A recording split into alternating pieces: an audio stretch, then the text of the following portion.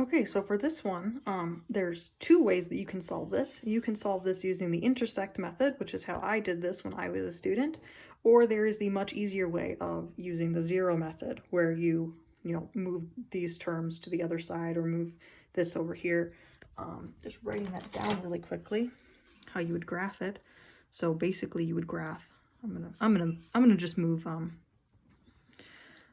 going to move this over to this side because that's a little bit easier. So you'd have 1 plus the square root of x minus the square root of 1 plus x squared equals 0. So I'm going to do it using this method.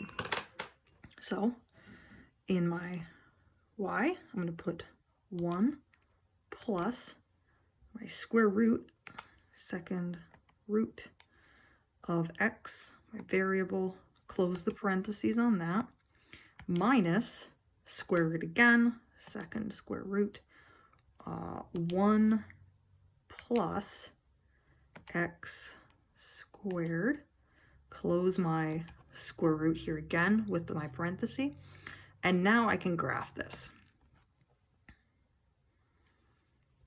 Okay, let me adjust my window. I forgot to do that. This is a Zoom 6, so go to Window right here. And then I'm going to adjust I'm just given x values, -1 to 5.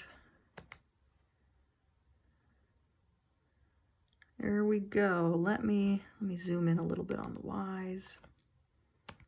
Let's only make this -5. Let's just do 2 here. We don't need a lot on top. There we go. So it kind of looks like we basically start at the origin here, but we don't really care about this. We only care about where it crosses here. So we're going to hit second calc, and then we're going to do 0. So for this one, it's a lot, moving the cursor, it's kind of a pain in the butt. So what you can do is you can just put in a value. So I can just put in 1, because right, this is x equals 1. I can just put in x equals 1. I can put in that for my left bound, then for my right bound, I'm just going to put in 3. It's just a lot simpler than moving the cursor, and I know that I'm well within that range. I'm not going to give it a guess. I never do. And it's going to give you where your intersection is. So again, remember to use those curlies if you're doing a round. So here we're rounding to 2 decimal places like the directions say. So we're going to do x is approximately 2.31. Also it intersects at 0, 0 here. So let's even just do that. So let's do, hit the trace button, hit 0 for x equals 0.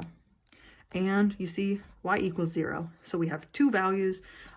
So sometimes, just put x equals 0 just to see if there's an intersection there. And there is in this case, and that's really all that we care about is those 2 points.